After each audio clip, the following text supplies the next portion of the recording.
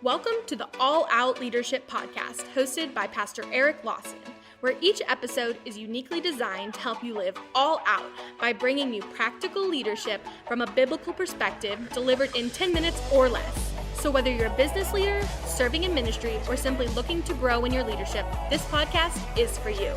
Before we dive into this week's topic, make sure to subscribe to the podcast and download the show notes at ericlawson.com/podcast. And while you're at it, feel free to share the content on social media. Now, let's join Pastor Eric for this week's conversation. Welcome back to another edition of the All Out Leadership Podcast. We're continuing in the life of David. The last 2 weeks, we've been looking at the importance of friends and team, having the right people around you. And I ran out of time last week and didn't get to give you actual steps on how we find these covenant friends like David and Jonathan and the relationship that they had. So this week's bonus content is I'm going to give you a couple practical things on how you find covenant friends. Just keep in mind in life, you're going to have very few of these, and that's okay. You're going to have many friends, but you're going to probably have few covenant friends. And these are the people that they are just there with you for life, no matter what, thick and thin. I've had a lot of friends in my life that they'll come and they're there for a season and God brought them there. And then we just, for whatever reason, we just drift apart. Life gets busy. We go separate ways and we may never see each other this side of heaven. We're still friends. We care about each other, but there were seasonal friends and God brought them into your life for a different season, and that's okay. And I've had a lot of those and I'll probably have many more.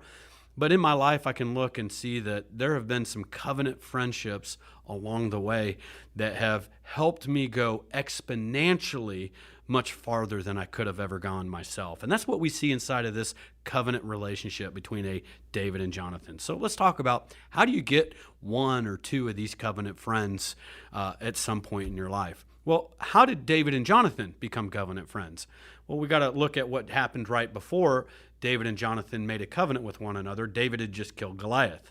And as Jonathan began to see this man who really was a reflection of himself, they were kindred spirits. They were like-minded in vision and values. And that's what you'll often see in a covenant friendship is there's an alignment. There is a kindred spirit in vision, values, and life mission. It's like you just exist for the same reason. It's like you just get one another, and you could finish one another's sentences because like at the core, you're just so much alike. Again, you got your personality differences, but like who you are, what you exist for, you're alike. And that's what we see in David and Jonathan.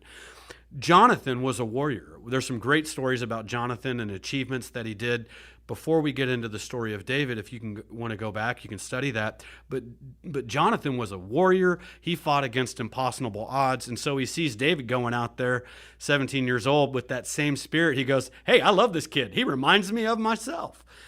So here's just step number one. If you'll fight the battles that are in front of you, and you will be a winner at what God's called you to do, where you are right now, what you'll find is it will attract that right covenant friend to your life. Because you're on mission, it will attract someone else who has that same mission. When I look at my closest covenant friends, we're really all the same in terms of we love ministry. When we get together, we talk ministry.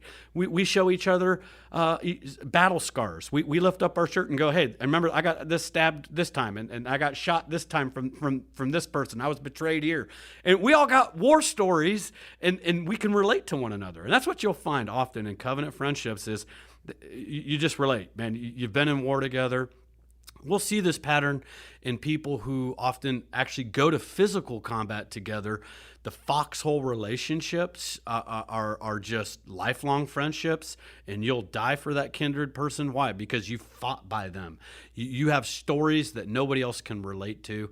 And so when you're doing what God's called you to do, and you're succeeding and you're winning, you're going to find, because of the law of attraction, we're going to get to that here in a future lesson, that you're going to attract that covenant friendship as you're doing what God has called you to do.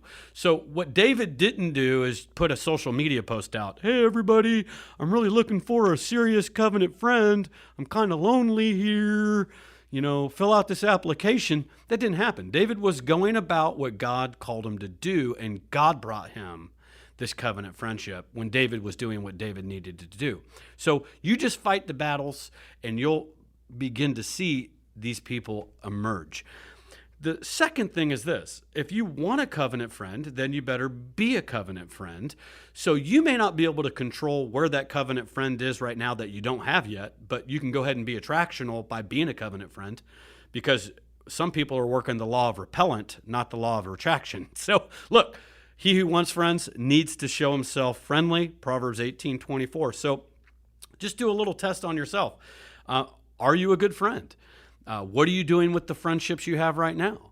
See, if you aren't good with the friends you have right now, then why should God send you a top-notch level 10 friendship when you aren't taking care of the level 6 friendships you have? If you're mean to your friends, you gossip about your friends, you betray your friends, you're unfaithful as a friend right now to what you have, why should God send you a higher quality friendship? So just start with what you have. Be good where you are. Be a friend. As the Holy Spirit brings to your mind a friend, pray for them. Send them a text. Hey, thinking about you today.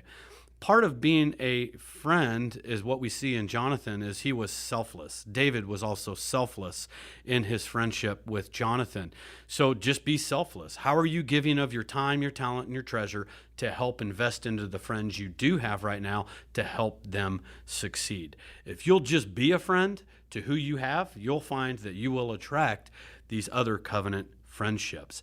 And the third thing is this: you might have to pray them in. You might have to be very intentional and pray for them. I have found that inside of my life, most of my covenant friends, I actually had a season where I felt I was in a wilderness. I had a season of drought. Like we talked about on an earlier podcast where God allowed David to realize he had a need and that it wasn't good that he was alone. There are times in my life that God would allow me these seasons of drought where I actually became lonely. And I was like, I'm missing something. And here's what that season did. I turned my care into a prayer. I took that and I said, okay, God, I see a need for a friendship. I see a need for a covenant friend. And I began to pray that. And when I was in high school, I gave my life to Christ, and I had cut ties with all the friendships that I had had previously. Now today, many of it we're still friends. Many of them have come to Christ. But I had to cut relational ties, meaning I wasn't hanging out with them. I wasn't going to the parties because all that took me away from Christ, didn't lead me to him. So I was friendless. And so here I am at 15 years old. I give my life to Christ. I'm in a high school of 1,600 students, and I was lonely. And I was sharing my faith, and I was winning people to Christ, and I was standing up for Jesus, but I was alone. And my mom one day came across Mark 11:23, and it's it's whatever you desire in prayer, ask God, and whoever says to this mountain, be thou removed and cast into the sea. And I'm like, you know what, I got a need. So I asked God, and I just began to just speak the promises of God that he would supply me and meet this need of a good covenant friend. And it was just literally a week later. Now, I had gone friendless for like 6 months, and I'd been complaining to God. My prayers didn't move, my complaints didn't move the hand of God, by the way. I had murmured to God. My murmuring didn't move the hand of God. And it was interesting. It wasn't until I prayed a prayer of faith and stood on some promises of Scripture, a week later, 3 new guys show up to our church out of nowhere. 3 guys about the same age, just slightly older than me. And they showed up, and it was just like instantaneously we became covenant friends, covenant brothers. And I went through all high school with these guys. Man, we prayed together. We went street evangelism together. We were accountability partners together. I mean, we were never alone in terms of like we went through a problem. Your battle's my battle. Your need's my need. And we just took care of one another. And those guys got me through a very difficult and formational season of my life. And I can honestly say a lot of who I am today is attributed to these 3 covenant brothers that God had put into my life. And you know what? I don't even know where they are today. We haven't even talked for like 30 years. But you know what? God used them in that season of my life. And if they showed up today, I'd give them the back off my shirt, the shirt off my back, and vice versa. And we'll be covenant friends throughout all of eternity. But they were people that God sent into my life for a season. But I had to pray them in. So if you see the need for a covenant friend or 2, fight the battles you have in front of you. You become a great friend with who you do have.